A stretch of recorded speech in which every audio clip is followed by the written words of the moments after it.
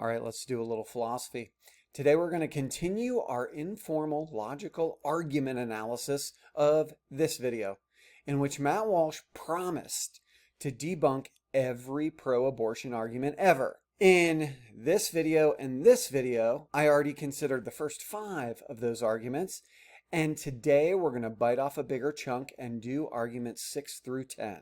6. Women have reproductive rights. All right, let's at least turn this into a real argument with premises and a conclusion. Women have reproductive rights. Those rights dictate that they ought to be able to have control over if and when they reproduce. And in order to have control over if and when they reproduce, they ought to have the right to terminate a pregnancy by having an abortion. Something like that. Answer. This one I agree with. Nobody should ever be forced to reproduce. But birth is not reproduction. Conception is reproduction. By the time the abortion is procured, reproduction has already occurred. Okay, so looking at these premises, first one we can take for granted, Matt agrees with it. Women should not be forced to reproduce. Premise 2 is where the problems begin. Birth is not reproduction, conception is reproduction. This is problematic for 2 reasons. One, it's clear that the person making the argument about reproductive rights does not believe that reproduction begins and ends at conception. We can say ends because he says past tense. Abortions happen after reproduction has taken place. This is just kind of a weird semantic straw man argument. The substance of the argument regarding rights has to do with women's rights to have an abortion. Clearly, the person arguing from the position of reproductive rights believes that pregnancy is included in that, or they wouldn't be using the term, or they wouldn't be making the argument. Furthermore, it's just a really weird use of the term. We don't use the term that way conventionally in any other context. Imagine you're flipping channels and you came across a nature program where they were talking to an expert in bald eagles, and they were saying, this mating pair of bald eagles has come back to the same spot each of the last 12 years and reproduced every time. And the host of the show asked, oh, well, what happened to the eaglets? And the expert said, well, there never were any eaglets. They had sex, they fertilized the eggs, but the eggs had genetic problems, or viruses, or the temperature wasn't right, and none of them ever hatched. There were no offspring, there were no eaglets. You would think that was weird, because no one uses the term reproduce in that way. My guess is Matt's using it in a very particular way that would work if he was in a room with devout Roman Catholics or maybe Orthodox Catholics who believe that quickening or ensoulment happens at the moment of conception. But that's not the way most people use the term, as is evidenced by the fact that 99.999% of the people watching this video have no idea what I'm talking about and don't care. Matt's just making this weird semantic straw man argument unless he's going to give a substantive, meaningful explanation and argument for how and why reproduction begins and ends at the moment of conception. Premise 2, unjustified. Premise 3, then, doesn't really matter, totally unjustified, and this whole argument is totally bunk. 7. What about rape and incest? Answer. That's not an argument, that's a hypothetical. At the very least, in this situation, he recognizes that what he's attacking isn't an argument. It is just kind of a hypothetical question. But the argument would likely look something like this. Pregnancies that result from rape or incest are meaningfully different from those that are the result of consensual sex. There's something about those differences that makes abortion in cases of rape or incest more morally acceptable, so they ought to be legal, at least in those cases. Rape and incest only account for about 1% of all abortions. These are hard and rare cases. They might mitigate the individual moral culpability of a woman who chooses abortion, but they don't change the fact that the unborn child is a distinct human entity, i.e. a human being, i.e. a person, and therefore worthy of the same protections the rest of us receive. We can't kill the child for the sins of the father. If you want to execute somebody for rape, execute the rapist, not the baby. That it's 1% of all abortions is an interesting side note, but it's irrelevant to this argument. Whether or not something happens 1% of the time or 99% of the time is irrelevant as to whether or not it is right or wrong or should be legal or illegal. I am sure that Matt is not dismissing concerns about third trimester abortions, even though they happen at about the same rate. They are hard and rare and may mitigate the moral culpability of the woman involved. Okay, great. That seems like it's totally true, maybe not relevant. And now we get to premise 4, the linchpin to Matt's argument and the place where he makes the biggest mistake. Human entity / human being / person are not synonyms. Those three words do not mean the same thing.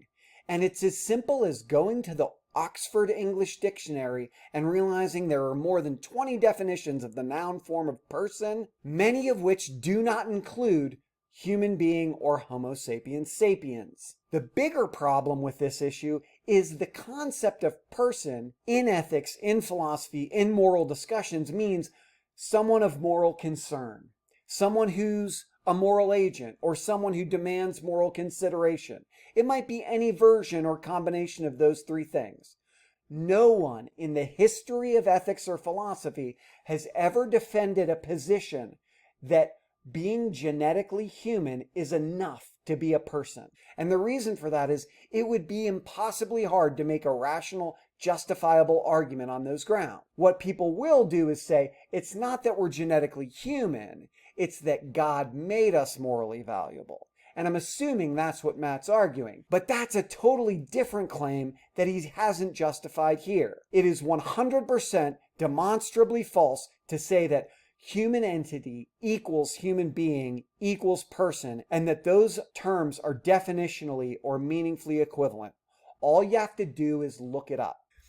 Since he's got the definition and the concept of person wrong, we have to say that this premise is unjustified. And because this premise is unjustified, the whole argument is unsound and it's bunk.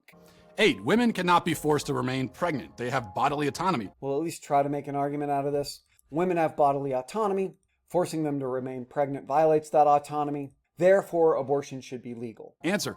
No, they don't have absolute autonomy. And yes, they should be forced to remain pregnant if the other option is to kill the child. If this sounds harsh to you, then consider the fact that we already force parents to do all kinds of things for their born children. We force them to feed their children, clothe their children, care for their children every second of the day. We impose responsibilities on parents that we don't impose on anybody else. I am required to do things for my child that I don't have to do for any other human on earth. If parents don't want to fulfill that obligation, they must find somebody who will. They can't simply leave their kid on the side of the road, nor can they drown their kid in the bathtub. Murder and neglect are not acceptable parenting strategies for babies outside the womb, and they shouldn't be for babies inside the womb either. All right, let's take it one premise at a time. We force parents to do things all the time for their children. That's true, but saying that a pregnant woman is a parent is begging the question. You can Google what a question-begging fallacy is, but it's really anything where you just assume your conclusion without supporting it. He has to give an argument showing how and why a pregnant woman is a parent from the moment of conception, and he hasn't given that argument. He's just making an assumption, likely based on his faith. There are plenty of arguments we can give as to how and why one's obligations to two cells coming together to form a zygote not the same as those to a 2-year-old child. So, premise 1, unjustified. He's given us no reason to believe it. Similarly, he's assuming the zygote is a child. That's something we need proof for as well. Again, same question-begging fallacy in premise 3. Murder and neglect aren't acceptable for babies outside of the womb, therefore they're not acceptable for babies inside the womb. Murder, by definition, is unjustified killing. The whole question is whether or not abortion is murder. Just saying abortion's murder, therefore it's wrong, is the equivalent of saying abortion is wrong, therefore it's wrong. If you're going to accept the argument, abortion is murder, we wouldn't accept murder in the womb or outside of the womb. You have to accept the opposing side's argument if they were to just say, abortion's justified killing. We accept justified killing outside the womb, therefore we should accept it inside the womb. Logically, those two arguments are equivalent, and they're both begging the question. So this argument, not surprisingly, bunk. Argument 9. 9. Fetuses aren't conscious, therefore we can kill them. Answer. First of all, how do you know? We know basically nothing about the nature of consciousness. We can't even agree on what consciousness is, much less where it comes from or how it works. Besides, let's say that they aren't conscious. How does that justify murder? Especially when we know that their state of unconsciousness is temporary. Should it be legal to kill people when they're sleeping? What about a person who's in a coma but expected to recover within a few months? And if consciousness is the measure, then shouldn't the right to life be granted in degrees according to the level of consciousness? Not everybody is equal in consciousness. A 25-year-old has greater consciousness, greater self-awareness than a 1-year-old. What about people with dementia? They're conscious to some degree, but it's fading. So how far does that go? What's the limiting principle here? There isn't one. This is a really important argument, so I want to make sure we consider it thoroughly. Premise 1, we know basically nothing about consciousness. I don't know. I think we know some really important things about consciousness. Some things have been settled. We know things with certain brain structures are capable of certain sorts of awareness, and awareness is really all consciousness is. We know there are different types of consciousness. There's what philosophers will talk about as phenomenal consciousness, what it's like to be me, subjective awareness of the world. We know that there are other sorts of consciousness, like reflective consciousness or access consciousness, meaning that I have information that I'm not currently thinking of, but I can access if I need to. You have sensations like that too, and I can prove it to you. Think right now about what your toes are experiencing in your shoes if you're wearing them, or how your collar feels on your neck. You weren't aware of it 2 seconds ago, but now you are. There are all sorts of things we know about consciousness. Whether you consider that to be basically nothing or not, I guess, is kind of an unsubstantiated, unjustified claim. But there's a lot we know about consciousness. We can't agree on what it is or where it comes from or how it works. That's just false. There's plenty of agreement about consciousness. Let's just define it as awareness. We'll borrow an explanation from a really famous paper by a dude named Thomas Nagel, where he points out that if something's conscious, then there is something that it's like to be that thing. That's a great explanation of consciousness, and it makes sense intuitively. We all understand it. We can all agree to it. If you disagree with that, you're going to have to come up with a really lengthy explanation of what the hell consciousness is. For our purposes here, for morally relevant discussions, all we need to say is something's aware. It's capable of being aware of anything in its surroundings, so it can have some sort of emotional or physical or sensory experience of it. That's it. Awareness. There's something that it's like to be that thing. Matt, and a lot of folks on the side he thinks he's arguing for, want to dismiss the idea that we understand consciousness because it's really hard to imagine that a zygote is aware, that there's something that it's like to be a zygote. Tell me what it is. Like, really use your powers of imagination and empathy. What is it like to be a zygote? We can be pretty damn sure that a zygote with no brain structure, no central nervous system, has nothing that it's like to be that thing, unless you're going to say, well, there might be something that it's like to be a rock, or there might be something that it's like to be the cells that I just scraped off my nose. Those things are not conscious. One's just weird. We do know some things about consciousness. 2 is just false. We absolutely can agree on some things about consciousness, and if you're going to disagree, you're probably just disagreeing for the sake of disagreeing, and you need to give me an argument. Give me some sort of argument as to an alternative view of consciousness that's morally relevant such that something can be conscious even when it's not aware of anything at all. Even if they aren't conscious, does that justify murder? Absolutely it doesn't justify murder, but again, murder's begging the question. And lastly, we know that their state of unconsciousness is temporary. Claiming that one knows that a zygote is going to become a conscious being is the same as saying, I know that if I flip a coin, it's going to be heads. You're only demanding that one be right about it half the time. Because at the very least, 50% of zygotes, 50% of fertilized eggs, 50% of distinct human entities from the moment of conception are unviable.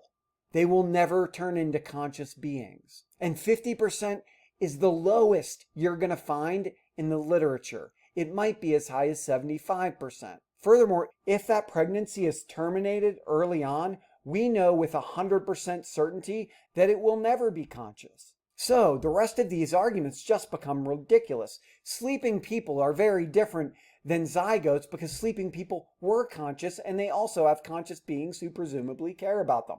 They've had a chance to be conscious, to have plans, to have things they want, need, and desire, and they're likely to wake up. Comatose people, depends on the type of coma they're in. If they are in a persistent vegetative state and we know for certain they are not aware of anything around them and they're never going to be aware of anything around them, we can't wrong that comatose person in the same way we can wrong someone who's aware of their surroundings.